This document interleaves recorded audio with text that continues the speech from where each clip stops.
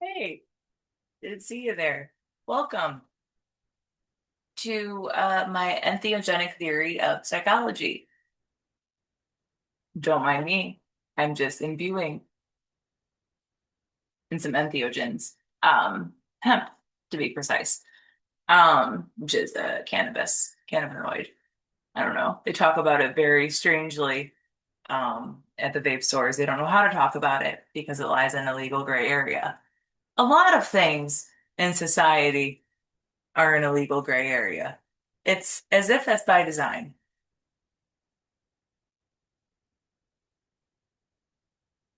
Psychology is no different. It's not really talked about as being in a gray area legally, but it's often talked about being in a gray area scientifically, though it's not really often talked about why it's not considered science. Um, Psychology and psychiatry differ from medicine in some fundamental ways. Um, the biggest overall problem with psychology and why it is not a science and it cannot be reasonably understood as medicine is because it is not falsifiable. Where in medicine, you can rule out whether or not a condition is present based on different variables and measurements and observations that are made about a patient. You can rule something out. You can falsify it. You can rule something to be true or not applicable, and things like that. In psychology, the way they judge criteria in order to make diagnostics and then to give prescriptions and treatments and recommendations is not based upon anything falsifiable. In fact, another way that it differs is that in medicine, there is a baseline for health. We know that healthy blood pressure is somewhere around 120 over 80 or below. Um, there is a standard measurement for health, and that healthy blood pressure will be about the same no matter what country you're in, practicing medicine, what region, what kind of doctor you go to. They're going to generally say the same thing about your blood pressure, depending on what the reading is, based on these kind of universalized ranges and standards that are in medicine. Um, Psychology, psychiatry do none of that. There's no health standard at all described in medical psychiatry. No health standard is described in the DSM. There is no standard of what ideal health looks like and what it's supposed to be. There is only identification of pathologies and treatment for those pathologies. Um, so I'm proposing a different kind of medical framework. Um, One that incorporates natural and psychedelic medicine. There's a lot of research. It's also often been controversial. It's becoming more mainstream and more accepted now, research into psychedelics and marijuana and other entheogens for their healing and curative properties. Um, but many of our institutions and science are lacking basic kind of definitions and basic sort of uh, universalized understandings. There's a lot of debate, a lot of room for a debate in the greater society, education, psychology included, where there shouldn't be room for debate. We don't need to, not everything, not every truth should be debatable. It should be provable. Some should be provable. Um, like in biology, even, how can you define life? There's no universally agreed upon definition for life in the biological sciences. They have not come up with a categorical. I'm trying to think of one right now. I think it'll be based on movement. Um, I think Newton was getting at that at one point. Um, but movement and kind of, it becomes complex when you try to distinguish a human being from like a star. Because there's movement, fusion happening in stars. Um, and so it's I might need a little bit more education in physics before I could really ponder life because you have to know what is not life and what exists and stuff like that, as well as can understand what is life. Um, and so that's an interesting way. But like most of the sciences in our institutions, they don't have these kind of fundamental basics established. We're missing those, and I don't think that they're necessarily hard to find. I think we're made to find them. We're intelligently designed in an intelligent world that we're using in dumb ways. And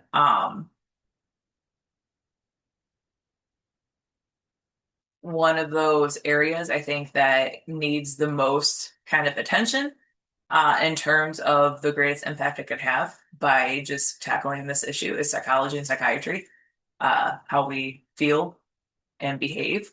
Um, is basically what you can identify psychology and psychiatry as how we feel and behave. What's our quality of life? Do we feel good? Do we enjoy our relationships? Are they healthy? Are we behaving in a way that is helpful and like nice with others or not? So on and so forth. So feelings and behavior really are kind of the topics of psychology and psychiatry. And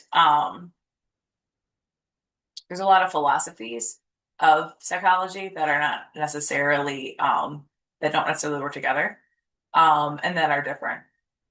I think there's a lot of value in this field in psychology more than psychiatry.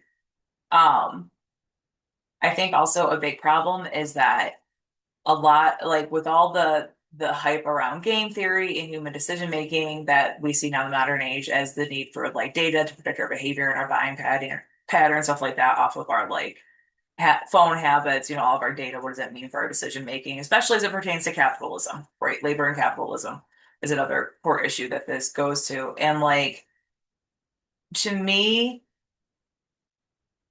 psychology and psychiatry serve to make people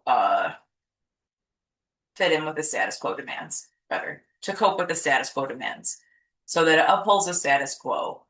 Are you active participant in the labor force doing this labor we think you should be doing for as often as you should be doing? Are you like not, causing too much of a ruckus about it, protesting too much, seeking your own happiness and whatever?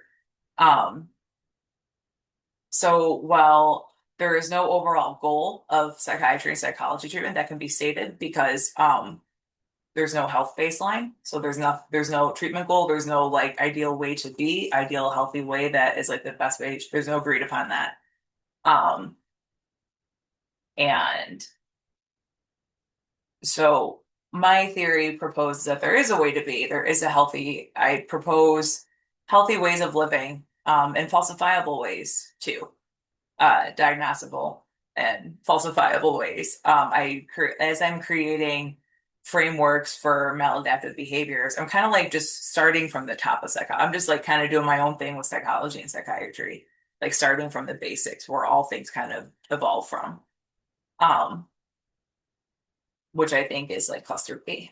I think cluster B, there's like four fundamental frameworks of personality based on introversion, extroversion, codependency, and independence. Um, and how the cluster Bs are described in the DSM, I think, are inaccurate. It may be certain ways that these disorders can manifest. But I kind of like didn't pay much attention to the DSM-5 criteria for defining my own criteria for the cluster B disorders. And then I recently went back and looked at it and I felt so attacked reading the narcissist. I'm like, you know what? That's one way you could frame who I am, I guess. High self-esteem being one of the things I tackle in my review. Um, so I think that psychology inherently reinforce, being another brick in the wall, following the establishment, following the status quo, participating in unethical capitalism, is one of the foundational problems. Is that like we have this horrible status quo that like capitalism is fundamentally predicated upon exploitation and disparity. Money is created to create poverty, to create unnecessary competition off of the food chain. Um, and it insulates some parts of the population not based on fitness or any kind of tangible thing other than they can accrue wealth and they choose to live selfishly and not cooperatively and not in a way that shares. Um, and so it's about being able to like not want to kill yourself despite being another cog in the machine showing up at a factory every day, doing menial work, doing unsatisfactory work and stuff like that. in psychology serves to just like maintain your complicity and obedience to these systems, in my opinion. Um, I think they pathologize uh, healthy states of being, the neurogenic state, or it can also be considered like the entheogenic state, states of like neuroplasticity, which is the development of the neurons and the flow of like neurotransmitters in a healthy way that produce positive rewards in the mood and behavior, such as feelings of euphoria, feeling good, goal-directed activity, doing some work that you're really proud of doing, doing work that you find meaningful, doing things and activities that you find meaningful and enjoying, and like really being present in your present moment and taking that in. Um, and I will share my screen.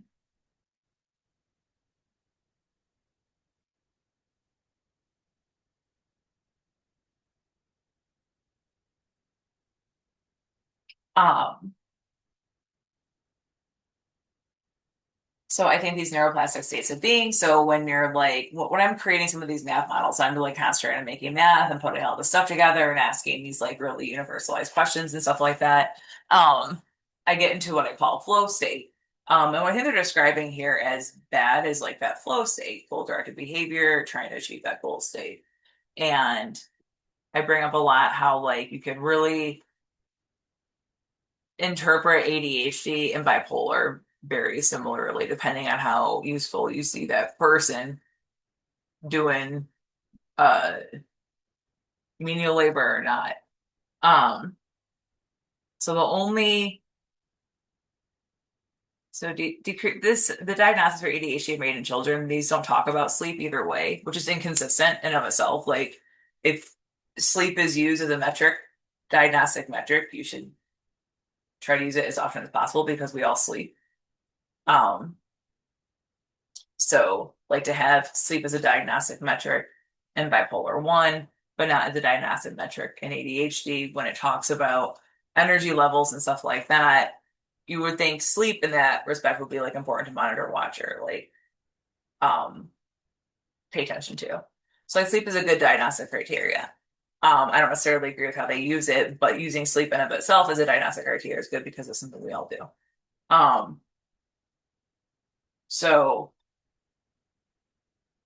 but you could arguably say that like driven by a motor and can't sit still and always on the go, that implies lack of sleep, or not having to sleep a lot. Um, Flight of ideas, there's a experience that thoughts are racing. And that's like that can be seen as like an introverted description, but the extroverted description is like interrupting people and like being flighty and like not letting people finish their sentences and stuff like that. Um, and easily distracted, easily distracted.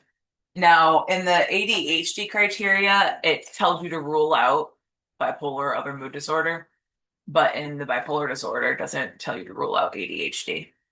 Um, so there's kind of a missing thing there. Um, but yeah, persistently elevated, expansive. And when they say inflated self-esteem or grandiosity, I think they're trying to mitigate the the audacity to be like, I meant for more than this. I meant for more than just showing up on a cube farm 40 hours a week until I'm in my 70s and then just fucking dying. I meant for more than this. I think they're trying to uh test for that kind of thinking. The uh, we're meant for more than this. There's more than what meets the eye with what's really going on. This status quo capital stuff doesn't matter as deeply as they sell it to us. That I think they're trying to detect that. Um, which would be like rebellious thinking. Um, which I would say is a good thing. So I think we are meant for more than this. It isn't just about reproduction and consumption. Like, I saw a meme the other day that said biologists says that like life's just about reproduction. It's like, ugh, well, we could probably evolve beyond it. Um, but we have a lot of evolving ahead of us in a lot of ways. So one of the problems is like if they say inflated self-esteem or grandiosity, so just the statement inflated self-esteem, they don't have a baseline healthy self-esteem is the problem. So like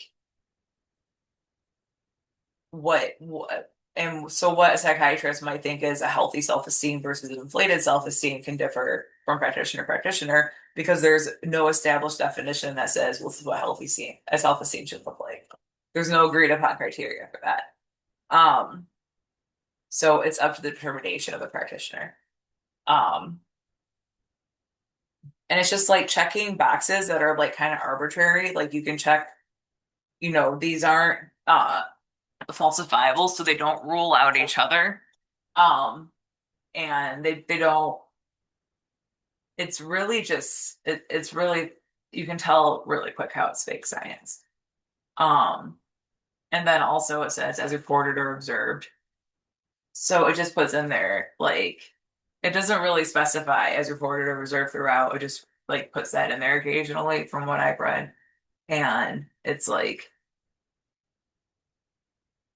it doesn't distinguish any like how to resolve any contradictions between those two things and what the observation should look like and what the report should look, like they don't define these things. It's very, very subjective. It's very, very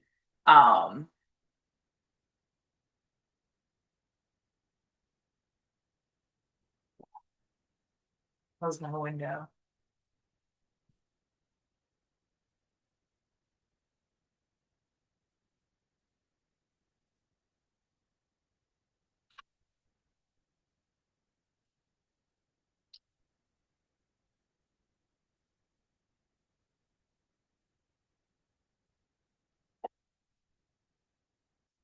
And sorry. Um there last time.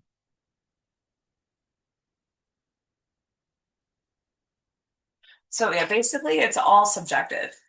So people are, I guess, then fundamentally taught to just make all this subjective decision making about people based on behavior, except like they don't model like what it shouldn't look like. So it's like any interaction with psychiatrist will result in a diagnosis and a medication. There's no way for an interaction with psychiatrist to not result in a healthy diagnosis because they don't have a standard for a healthy diagnosis. So you can't encounter a psychiatrist and leave undiagnosed by default that they have no method of diagnosing someone as healthy. So it's a medical encounter that will always result in a prescription by default of the system. Um, and then you consider how the pharmaceutical industry gives incentives and stuff like that in terms of providers prescribing.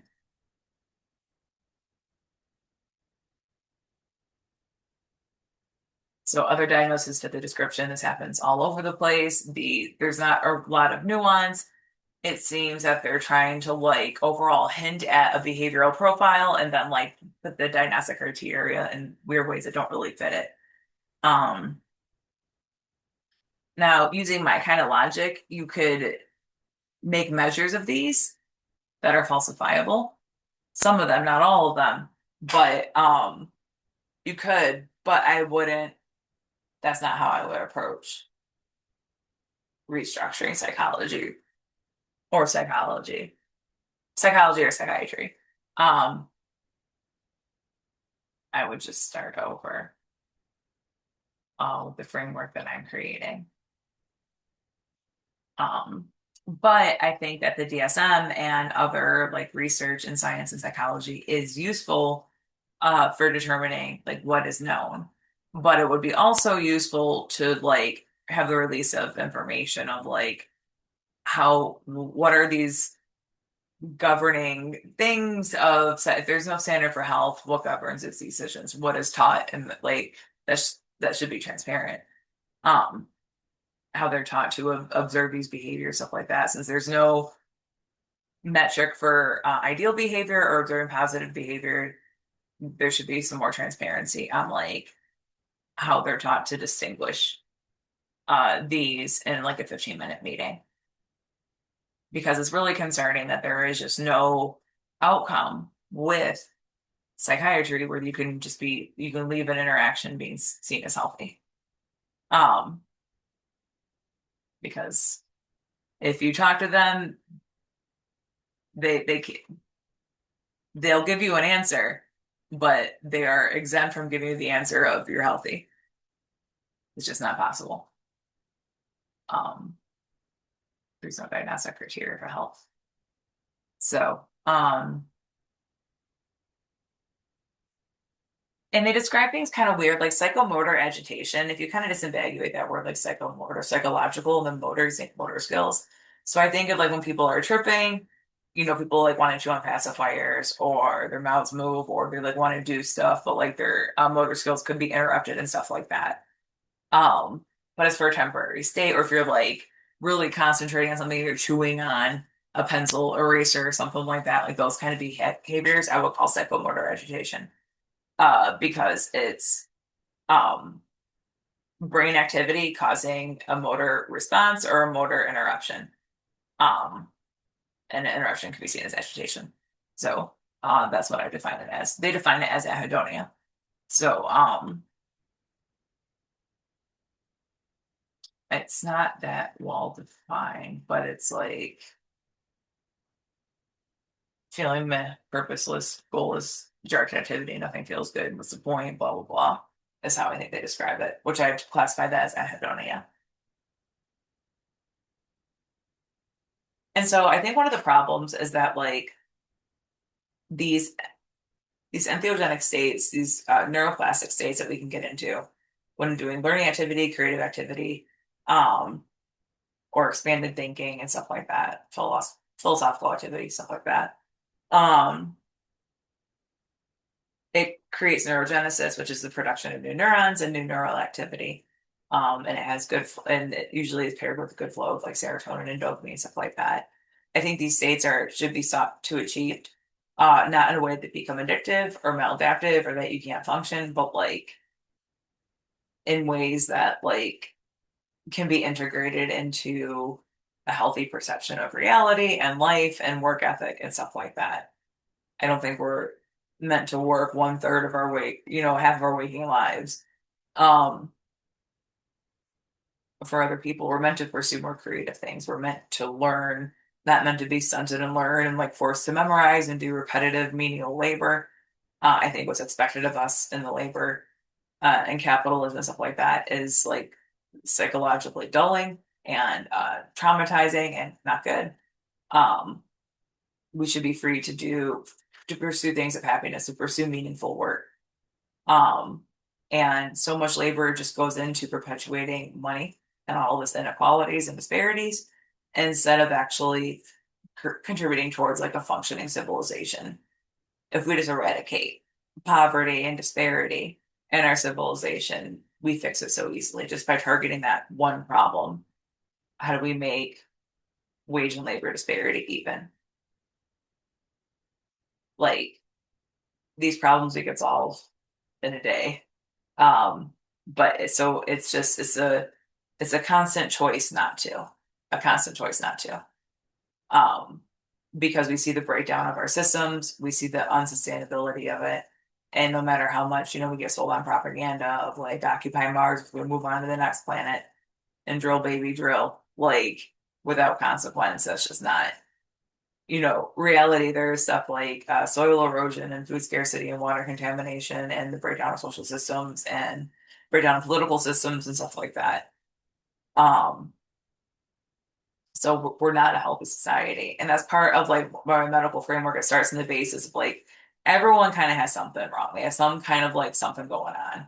And it's not necessarily bad. It's mostly in response to the fact that we're in an unhealthy society. Like you have to have unhealthy adaptations to your behavior and self-perception and emotions, stuff like that, in order to protect yourself in a psychologically difficult society, in a psychologically demanding society and social structures that we put a lot of our labor into. Um, so I think psychology reinforces being another brick in the wall kind of mentality towards like you are okay, you are accepting of just spending so much time at work, working in these meaningful, meaningful jobs and like not pursuing meaningful things. When we pursue meaningful things that we like, we're less willing to participate in things to our detriment. And how capitalism is set up is inherently to our detriment. Um,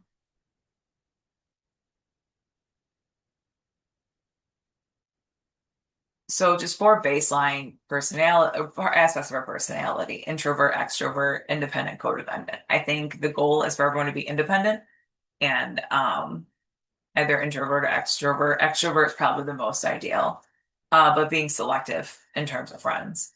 Um, but it's just how the baseline personality is just baseline how you interface with the other. So when we think about personality, it's who we are when we're around other people and stuff like that.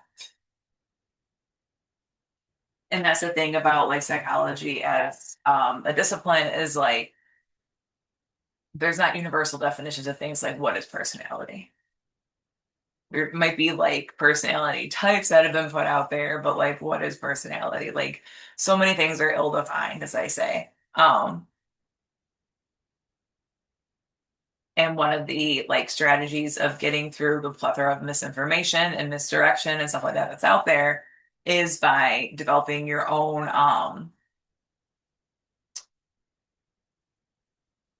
phenomenolo- phenomenological framework for like uncovering truths that like you can just figure out for yourself. Phenomenological. One day, one day I'll get it. But developing your own phenomenology and like reasoning is like what science tries to do with like peer review and stuff like that. Is like we can we can like do the logic steps all the way through to like reach the same conclusion. But then where the breakdown happens is instead of like knowing the basic math and bridging it the whole way to the end result, you type in an LLM and you skip ahead a bunch of steps and you don't have that foundational knowledge. You have the surface level knowledge to do cool things, the technology that we have, but you don't have that fundamental knowledge. That's not, um,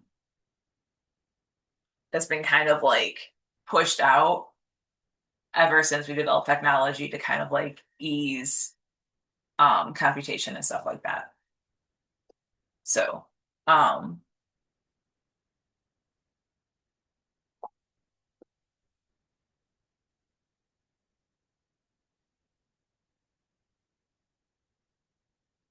I also believe in the homo symptomatic approach. So you want to fight the symptom with things that will cause a symptom, and that's the entheogenic approach. So like for paranoia, for example, paranoia is a common, you know how they define paranoia and anxiety and all that is relevant. I'm going to be is relevant to me with what I'm trying to do here. Um, but paranoia, I would say, is a feature of anxiety. It's a feature of psychosis. It's a feature of psychopathy. It's a feature of depression as well.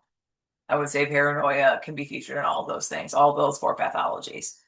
Um, and the way I do it is that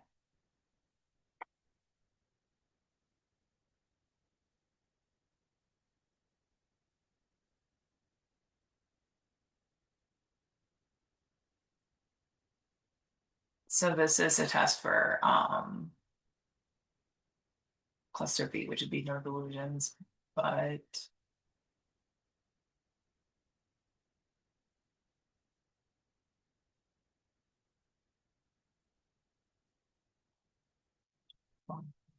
spelling homosymptomatic approach. Right. Okay. So if you test for a high stress personality type, the next step is seeing if you have a futility score. So a futility score is the measure of if the person is experiencing symptoms of high stress, which might include paranoia. Um, so I say like high stress is the main cause. So my psychological theory is also sociological theory that like there are social factors that we cannot control that are not our fault that we have to deal with. And so the entheogenic approach also like tries to takes that into account. And it's like, yeah, no, weed will help you cope in more ways than one.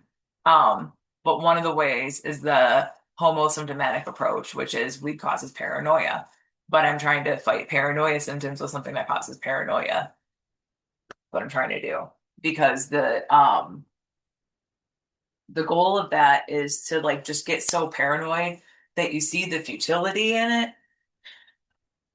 And then you just like you call it's like, all right, and then what? And it's like, okay, right. You just come back down from it. So it's like you just crank it up, crank it up, crank it up until like has nowhere to go. It's just you peak and then it comes back down.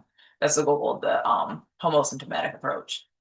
So if you have a high stress person, if you test for a high stress personality, the test for like maladaptive um symptoms or like mental health problems would be futility. So if they test positive for a futility score, um, so futility is the goal in dealing with stuff that we can't change in terms of like social things such as intersections of poverty and race, stuff like that. You want to see the futility. It's like, well, I can't change it. What can I do to make myself feel better anyway? What can be that can nothing can be done with that. What can be done? So you want to see the futility. So it's say when I'm going for a futility score, it's saying that like we're already in a state of futility about a lot of these things. Um, life is rough. We don't necessarily feel safe because of racial or religious tensions or stuff like that, or other things, or we don't feel secure and our ability to eat because, I might lose my job tomorrow. I don't know if I don't know if I have job security. I don't know if I'm afford to put food on the table, stuff like that. So like we have these fears that we deal with all the time, but we get up every day and we still, try to live on anyway. So we do reach sense of futility. But if we have these futility measures already, then there are areas of our life that like we're having problems reaching that futility and reaching that state of acceptance. Um, in areas of behavioral or mood disruptions. So both disruptions in feeling bad and then behaving in such a way that harms others. So if you test positive for futility, you will test positive for either anxiety or depression. I call it anhedonia, and psychopathy or psychosis as an aggravated mood. So baseline mood and then an aggravated mood. Aggravated mood happens less often and usually happens because of an external trigger or stimulus, whereas baseline mood is like kind of the general state of malaise that the person's experiencing at all times.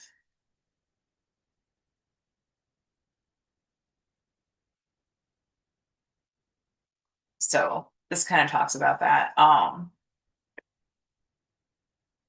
And so like even I don't know how I'll eventually like classify schizophrenia and stuff like that. I'm just starting with like the basics. But in terms of even treating like something as classically defined as psychotic behavior, I define it differently than it's defined in the DSM-5. Or schizophrenia, I would treat it with LSD or mushrooms, with a homosymptomatic approach. The goal would be to get them tripping. So to feel like they're on an acid trip and to feel like they're on a mushroom trip. And the goal of that is for them to calm down from that acid trip and mushroom trip and then return to like a more normal baseline functioning. So if there is like abnormalities in the production, reuptake, and completion of dopamine and serotonin, I don't think the problem is to like, I don't think we need to slow it down, but I think it needs to be managed more effectively. And with doing the antipsychotic class is trying to slow down or stop the dopamine serotonin cycle. And to make it happen less often, which results in a decreased ability to learn, increased obedience, and just increase just like giving up whatever, giving and doing what you got to do.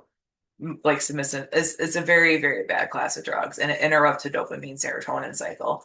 Where I think even in like the extreme terms of like classic psychotic features or schizophrenia and stuff like that, it's the goal isn't to stop its flow necessarily, but to direct the flow where it needs to be in the body. And the psychedelic state can also do that as well by creating that neuroplastic state, which involves like all the parts of the body that interact with the neurons. So it can kind of like create more pathways of dopamine travel in the body and stuff like that.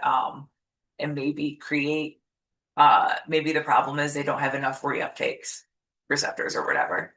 So they need to build more reuptake. But then, like with antipsychotics, you're destroying the ability for those that even can reuptake to reuptake. I think a lot has to. I think of a lot of psychiatric problems have to do with dopamine reuptake. Um, and I think in cases of like schizophrenia and stuff like that, the problem is like the reuptake kind of mouth that's supposed to eat the neurotransmitter is like broken, so they're not like reuptaking enough. Or they could have too many. Um, Stuff like that. But you can target that with drugs that induce neuroplasticity because that will cause the neurons to evolve and to change and to produce new neurons and hypothetically and theoretically smarter connections and more productive connections and connections that work to create a good sense perception of reality. And that's another thing too, is like in classic DSM psychiatry, it denies that like there are a lot of like social and big reality factors that like can't be denied in terms of media and just life experience and stuff like that. Um, so I really think psychology it's really just used as another way to control and maintain the status quo. Um,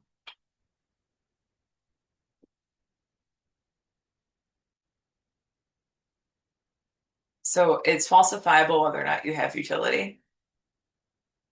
So you can not have utility, then you can have F1, F2, F3. I have F1. Um, and then so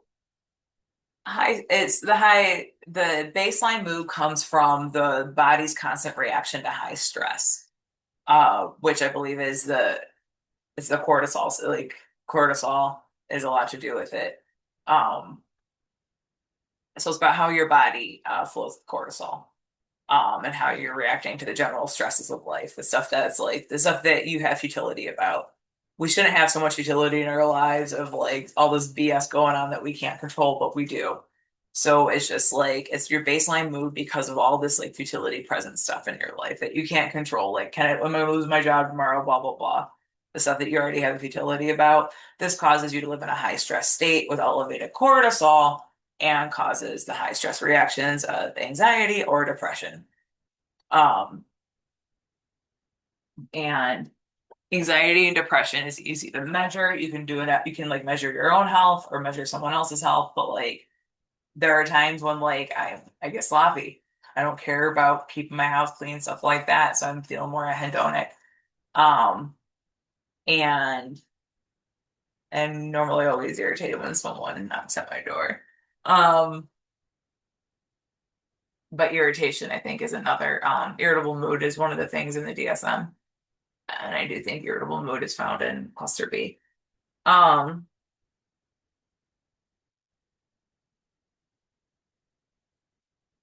and then so the aggravated mood comes into play with the high threat reactions. So high threat reactions is when your flight or flight kicks in.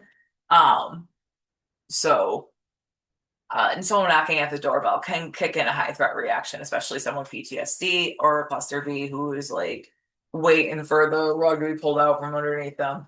Uh, the aggravated mood is triggered by a high threat. So it could be how you act if there's like a thunderstorm, for example, or something unexpected happens. Anything that like gets your threat systems engaged will cause that aggravated mood.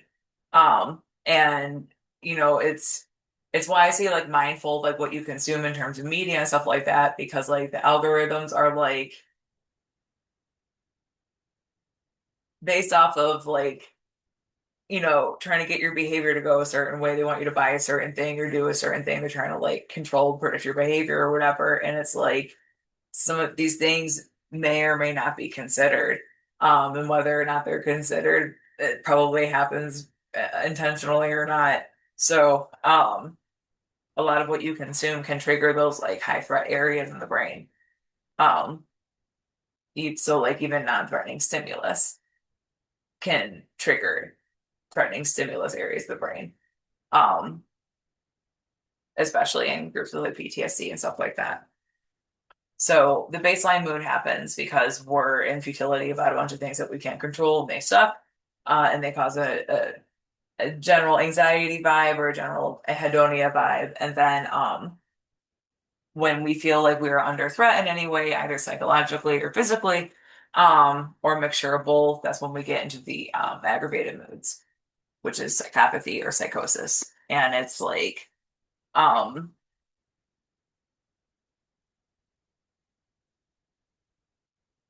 I'm nearly always adapt with psychopathy. Um, I'll find it funny. Whenever I'm in a high threat, high stress situation, I tend to laugh afterwards. It's just the thing. Um, and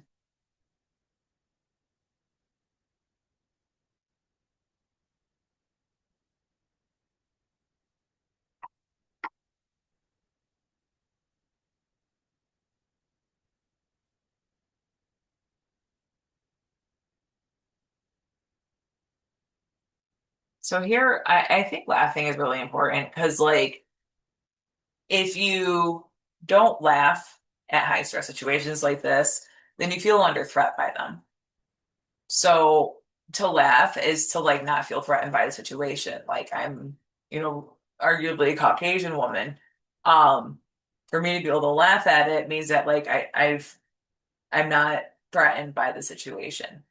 So it means it really indicates the ability to laugh here really indicates like how seriously you take the threat of existence and threats in existence, stuff like that. Um, and how good you are coping with them because they are naturally occurring. So,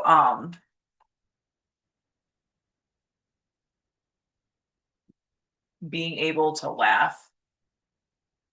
Psychopathy is always ideal. To me, psychopathy mirrors being a predator in the animal kingdom, and psychosis mirrors being prey. So it's kind of like laying down and dying versus fighting for your life. And it is arguably biologically healthier to fight for your life and to fight back, and to be aggressive rather than submissive. Um, Especially as like apex predator type species. So I would say that psychopathy is healthier than psychosis because psychosis is like it's doing behaviors to ensure survival um, that may or may not threaten survival. Um, so I rate this as the healthier psychosis because you're not in this case because it's not like you're not intervening. You can make yourself vulnerable. That could be a scam. Someone could be coming to rob you next. Like that puts you in harm's way. So it's better to not involve yourself. Um, so the worry of psychosis is that like they're self-defending, but they're doing it towards the wrong thing or unnecessarily or in a way that actually has the paradoxical effect of putting them in more danger. Um, Whereas in psychopathy, you're already like you're expecting that danger and you're like looking beyond it in a way and like ready to fight back against it. Whereas they're just waiting for it to pop out at any moment. You're like waiting for like looking for it. So psychopathy is the more like self-preservation and like adaptive and alert mindset to the which I think is ideal. Um, in terms of like aggravated mood or how you respond to like threatening situations. So I think the cluster B personality overall is based on dealing with high stress, numerous exposure to high stress and high threat. Um, and this is my own little report card. And these are just how to design studies. I chose fluoxetine because I like it. It's kind of the most basic and it's the most like a lot of psychiatric medicine is not studied. Nearly none of it is longitudinal studied. Fluoxetine is one of the only ones that has arguably longitudinal studies done on it, which is Prozac. selective serotonin reuptake inhibitor. Um, so it slows down the reuptake of serotonin. So the serotonin hangs out in your brain longer before it gets like reuptake and recycled. Um, and it slows them, it stops them from taking up as much. So you have more serotonin floating around than you normally would. Um, and it's kind of like the first basic clean step, I think, of intervening with neurotransmitters. Um, but I think they've only recently done it with that. So it's the only psychiatric medicine I would like test or like would say is safe to prescribe is Prozac. In terms of not having paradoxical effects or mood effects, um, as well as suicide ideation. Uh, you can't, as a pilot, you have to be on leave for 6 months if you're prescribed an SSRI, which includes fluoxetine, which I don't think is necessary for fluoxetine. I don't know about any others though, because there is a risk of suicide in the first 6 months of taking any kind of psychotropic medication. So, but fluoxetine Prozac has the lowest occurrence of that, and is one of the only ones that can be prescribed as needed for mood. So it's prescribed for PMDD to take as needed. So the week of the mood, and so it seems to kind of have more than just the standard 2 week long effect. And one of the speculated theories of why it takes a few weeks for these drugs to work is because that's when neurogenesis is actually triggered. Well, we can trigger neurogenesis same minute of ingestion if we use entheogens. If the goal is, if one of the speculated reasons why Prozac works is because of neurogenesis, well, we can shortcut that. Um, and like I'd really like to research the neuroplastic or neurogenic state with cannabis use or how the cannabinoid system affects it. So I'm sure it does. I'm not sure that the cannabis does produce that state. I think it does, um, but in a different way than LSD and other entheogens. Um,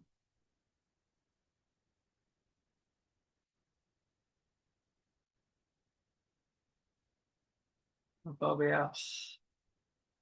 I have both types. I don't like it. I'm sure. I think there's more than just these two that you can delineate trypophobia more than this. Um,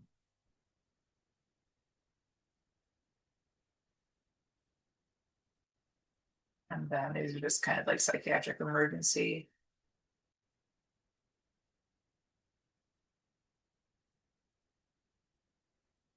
So this is where I would say healthy self-esteem. And I might add this question to be a little better. But like, can you laugh at yourself, your own mistakes and flaws and failures, blah blah blah. And then would you enjoy being on stage, off script, in front of a large crowd? That to me is not like a negative kind of risk to take. But having that self humor, I think that part is one of the important factors, self esteem. This might be a little more debatable, but this part is imperative. Um,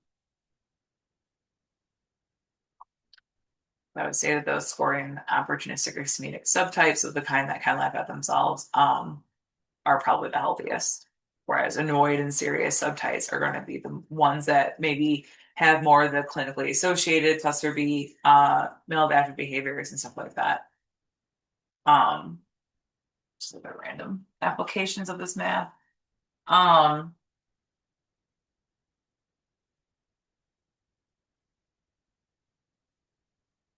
we went over all of this.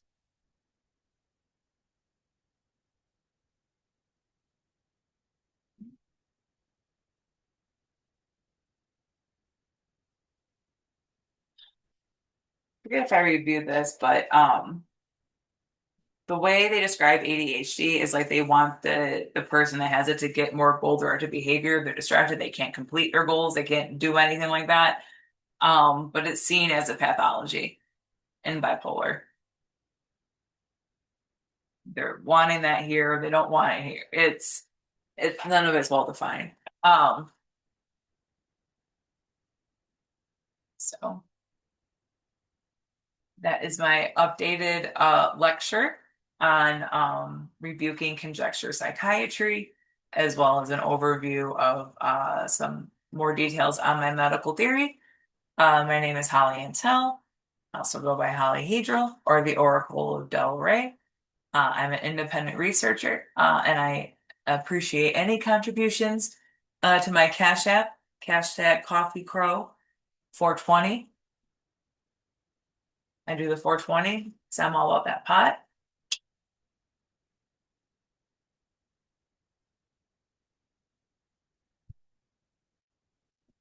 And uh,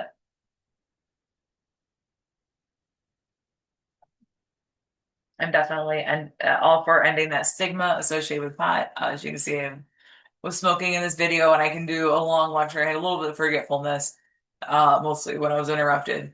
Um, but I can do. I'm stoned when I do this work and I put this stuff together. It helps me concentrate, helps me think, helps me get into those neuroplastic states, which I think is really ideal, a good state of mind to be in. Um, but it's not allowed with a lot of jobs because BS. So I think it would help us do our job better. In a lot of cases, it can help you do your job better. We could really cleanly do research to figure out when that's true or not. I could prove it given enough time. So thank you so much for tuning in. I appreciate any donations. And I hope that this becomes the next evolution in psychology and psychiatry. Thanks.